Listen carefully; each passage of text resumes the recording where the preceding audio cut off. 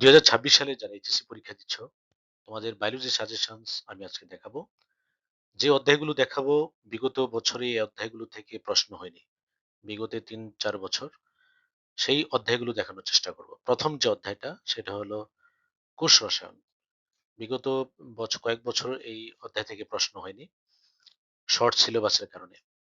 তো এই বছর এই অধ্যায় থেকে প্রশ্ন হওয়ার সম্ভাবনা খুব বেশি। প্রথম যে প্রশ্নটা খেয়াল করো যে কার্বোহাইড্রেট কি?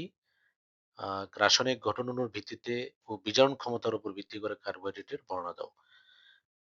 খেয়াল করো যে যে এটা বলা হয়েছে যে রাসায়নিক গঠন অণুর ভিত্তিতে এবং বিজারণ ক্ষমতার উপর ভিত্তি করে কার্বোহাইড্রেটের বর্ণনা। আরেকটা প্রশ্ন হলো যে স্টার্চ এবং সেলুলোজের গঠন ও পার্থক্য লেখো। উদ্দীপক হিসেবে স্টার্চ বা সেলুলোজের গঠন দিতে পারে, হ্যাঁ, এবং এটার পার্থক্য বলতে পারে। অথবা এটা ২ নম্বরের জন্য প্রশ্ন আসতে পারে খতে। জীবদেহে কার্বোহাইড্রেটের ভূমিকা খুব ইম্পর্টেন্ট। কার্বোহাইড্রেটকে যদি উদ্দীপক হিসাবে ব্যবহার করে তাহলে এই জীবদেহে কার্বোহাইড্রেটের ভূমিকার কথাটা থাকতে পারে। এরপরের প্রশ্ন দেখো, প্রোটিনের বৈশিষ্ট্য বর্ণনা করো। কার্বোহাইড্রেট, তারপরে প্রোটিন, এগুলা উদ্দীপক হিসেবে থাকলে প্রোটিনের বৈশিষ্ট্য থাকতে পারে, প্রোটিনের গুরুত্ব থাকবে। আমরা দেখি প্রোটিন সম্পর্কে আর কি আছে। আর যে ভৌত রাসায়নিক গুণাবলী এবং দ্রবণীয়তার উপর ভিত্তি করে প্রোটিনের শ্রেণীবিভাগ। তার মানে প্রোটিনের শ্রেণীবিভাগটা খুব ইম্পর্টেন্ট। তোমরা এটা পড়বা। এটা হলো যে ভৌত রাসায়নিক গুণাবলী এবং দ্রবণীয়তার উপর ভিত্তি করে। পরের প্রশ্ন, জীবদেহে প্রোটিনের ভূমিকা। যদি উদ্দীপক হিসেবে প্রোটিনকে দেয় তাহলে প্রোটিনের ভূমিকাটাও ইম্পর্টেন্ট। ভূমিকা এবং বৈশিষ্ট্য দুটোই পড়ে যেতে হবে। এনজাইম কি? এনজাইমের বৈশিষ্ট্য লিখো এবং এনজাইমের কাজের কৌশল বর্ণনা করো। এই প্রশ্নটাও খুব ইম্পর্টেন্ট 2026 সালের পরীক্ষার জন্য। তারপর হচ্ছে এনজাইমের গুরুত্ব। হুম, তার মানে এনজাইম থেকে যদি প্রশ্ন আসে এনজাইম কি, বৈশিষ্ট্য, কাজের কৌশল এবং এনজাইমের গুরুত্ব পড়তে হবে। এরপরে দেখো শৈবাল এবং ছত্রাক ৫ নম্বর অধ্যায়। এই চ্যাপ্টার থেকে যে প্রশ্নগুলো ইম্পর্টেন্ট, প্রথম প্রশ্ন শৈবালের বৈশিষ্ট্য বর্ণনা করো। তারপরে আছে শৈবালের যৌন জনন, খুব ইম্পর্টেন্ট শৈবালের যৌন জনন। শৈবালের ছত্রাকের বৈশিষ্ট্য, শৈবাল এবং ছত্রাক উদ্দীপক হিসেবে যদি শৈবাল এবং ছত্রাককে দেয় তাহলে বৈশিষ্ট্য থাকতে পারে, পার্থক্য থাকতে পারে, হ্যাঁ, দুইটাই মনে রাখতে হবে। শৈবাল এবং ছত্রাকের মধ্যে পার্থক্য দুইটাই পড়বা, বৈশিষ্ট্য এবং পার্থক্য প্রশ্ন থাকতে পারে। তারপরে লাইকেন থেকে প্রশ্ন হয়, লাইকেন কি? লাইকেনের শৈবাল এবং ছত্রাক কিভাবে উপকৃত হয়, লাইকেনের পরিবেশের গুরুত্ব। অর্থাৎ লাইকেনে শৈবাল এবং ছত্রাককে কিভাবে উপকৃত হয় এবং লাইকেনের পরিবেশের গুরুত্ব আসতে পারে। ছত্রাকের অর্থনৈতিক গুরুত্ব লিখতে হবে, উপকারিতা অপকারিতা এবং মাশরুমের বিভিন্ন ধরনের উপকারিতা বর্ণনা করো।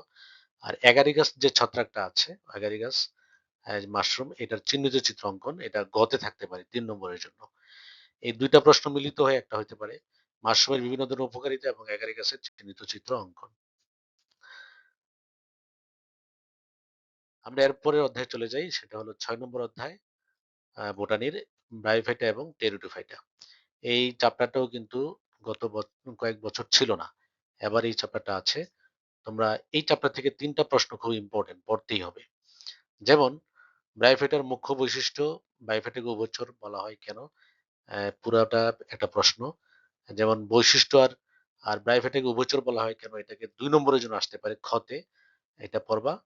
তারপরে প্রশ্ন দেখো, রিক্সিয়া থ্যালাসের প্রস্থচ্ছেদের চিত্র অঙ্কন করো। রিক্সিয়াটা উদ্দীপক হিসেবে ব্যবহার করতে পারে এবং থ্যালাসের প্রস্থচ্ছেদ, এটা খুব ইম্পর্টেন্ট পরীক্ষার জন্য এবং বিভিন্ন পরীক্ষাতে এই প্রশ্নটা আসছিল। টেরিসের প্রোথেলাস তথা গ্যামেটোফাইটের চিত্র সহ বর্ণনা দাও, খুব ইম্পর্টেন্ট 2026 সালের জন্য। এটা যে কোনো বোর্ডের পরীক্ষাতে আসতে পারে, কয়েক বোর্ডে আমার মনে হচ্ছে এটা আসবে, যে টেরিসের প্রোথেলাস তথা গ্যামেটোফাইটের চিত্র সহ বর্ণনা দাও। তোমরা এই প্রশ্নটা পড়বা। ব্রায়োফাইটা এবং টেরিডোফাইটার মধ্যে পার্থক্য খুব ইম্পর্টেন্ট। যদি ব্রায়োফাইটা এবং টেরিডোফাইটার ছবি দিয়ে উদ্দীপক তৈরি করে তাহলে দুইটারই পার্থক্য থাকতে পারে, দুইটার বৈশিষ্ট্য থাকতে পারে। তারপর আছে যৌনক্রম, যৌনক্রম এবং টেরিডোফাইটার যৌনক্রম ব্যাখ্যা করো। আমি বলছিলাম যে এই চ্যাপ্টারে ৩টা প্রশ্ন খুব ইম্পর্টেন্ট। একটা হলো এই যৌনক্রম, আর একটা হলো টেরিসের প্রোথেলাস তথা গেমেটোফাইটের চিত্র, রিক্সিয়ার থ্যালাসের প্রসেসের। এই ৩টা প্রশ্ন খুবই ইম্পর্টেন্ট।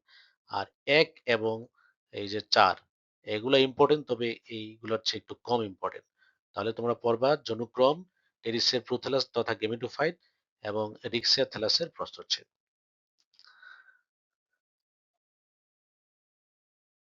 দশম অধ্যায় উদ্ভিদ প্রজনন। এটাও এইবারের জন্য পরীক্ষার জন্য ইম্পর্টেন্ট। নিষেক কি? নিষেক প্রক্রিয়ার তাৎপর্য বর্ণনা করো। এটা ছবি হিসেবে থাকতে পারে উদ্দীপকে, এবং বলতে পারে যে উদ্দীপকের যে ছবিটা দেখানো সেটা এই প্রক্রিয়াটার তাৎপর্য বর্ণনা করো। তারপর আছে উদ্ভিদের বিভিন্ন প্রকার স্বাভাবিক এবং কৃত্রিম অঙ্গজনন পদ্ধতি। এই প্রশ্নটাও ইম্পর্টেন্ট, এটা পড়বা। তারপর আছে সবচেয়ে বেশি ইম্পর্টেন্ট যেটা, এটা হলো হাইব্রিডাইজেশন কি? কৃত্রিম পদ্ধতি হাইব্রিডাইজেশন বা সংকরণের কৌশল বর্ণনা করো। খুব ইম্পর্টেন্ট প্রশ্ন। হাইব্রিডাইজেশন কি এবং কৃত্রিম পদ্ধতি হাইব্রিডাইজেশন বা সংকরণের কৌশল। আরেকটা আছে যে হাইব্রিডাইজেশনের অর্থনৈতিক গুরুত্ব। এই দুইটা মিলে একটা বা দুইটা থেকে প্রশ্ন হতে পারে। যদি হাইব্রিডাইজেশন দেওয়া থাকে উদ্দীপক হিসাবে, তাহলে এটা দুইটা মিলে একটা প্রশ্ন হতে পারে। এই চ্যাপ্টারটাও খুব ইম্পর্টেন্ট। আরেকটা চ্যাপ্টার আছে সবার শেষ যে চ্যাপ্টারটা, এটাও কিন্তু বিগত বছরের সিলেবাসে ছিল না, শর্ট সিলেবাসে এবার আছে। তো এখান থেকে যে প্রশ্নটা ইম্পর্টেন্ট, যেমন পত্রজোড়া বন কি? পত্রজোড়ার বৈশিষ্ট্য লেখো। এ বনের 3টি উদ্ভিদের বৈজ্ঞানিক নাম লেখো। তোমরা প্রতিটা বনের 5টা করে উদ্ভিদের বৈজ্ঞানিক নাম শিখবা। সায়েন্টিফিক নেমগুলা এমসিকিউ তে থাকতে পারে এবং সিকিউ তে থাকার সম্ভাবনা বেশি। হ্যাঁ, বেশিরভাগ এমসিকিউর জন্য বৈজ্ঞানিক নামগুলো আমাদের খুব ইম্পর্টেন্ট। তাহলে পত্রঝরা বন, এই বনের বৈশিষ্ট্য। আরেকটা দেখো ম্যানগ্রোভ বন। এই দুইটা প্রশ্ন এই দুইটা প্রশ্ন থেকে যে কোনো একটা প্রশ্ন থাকার সম্ভাবনা খুব বেশি। ম্যানগ্রোভ বন কি? পত্রজরা বন কি? ম্যানগ্রোভ বনের বৈশিষ্ট্য, পত্রজরা বনের বৈশিষ্ট্য এবং এ বনের 3টি উদ্ভিদের বৈজ্ঞানিক নাম। তোমরা প্রতিটা উদ্ভিদের বনের 5টা করে উদ্ভিদের বৈজ্ঞানিক নাম শিখতে হবে। হ্যাঁ, তারপরের প্রশ্ন, উপকূলীয় সবুজ বেষ্টনী কাকে বলে? এই বেষ্টনীর প্রয়োজনীয়তা লিখো। এটাও ইম্পর্টেন্ট। আরেকটা আছে জীববৈচিত্র্য কি? জীববৈচিত্র্য সংরক্ষণের পদ্ধতি সমূহ, যেমন এক্সিটু সংরক্ষণ কি, ইনসিটু সংরক্ষণ কি, এক্সিটু সংরক্ষণ কি কি পদ্ধতিতে করা হয়, ইনসিটু সংরক্ষণ কিভাবে পদ্ধতিতে করা হয়। এই প্রশ্ন 2026 সালের জন্য খুবই ইম্পর্টেন্ট, এটা পড়ে যেতে হবে। এবং এবং এটা থেকে একটা এমসিকিউ হবেই, যে এক্সিটু এবং ইনসিটুর যে পদ্ধতি সমূহ আছে এগুলো থেকে এমসিকিউ হয়, বলা হবে যে নিচের কোনটি এক্স সিটু পদ্ধতিতে জীববৈচিত্র্য সংরক্ষণ, এরকম ভাবে আসতে পারে। আরেকটা প্রশ্ন ইম্পর্টেন্ট, জলজ এবং মরুজ উদ্ভিদের অভিযোজনগত বৈশিষ্ট্য।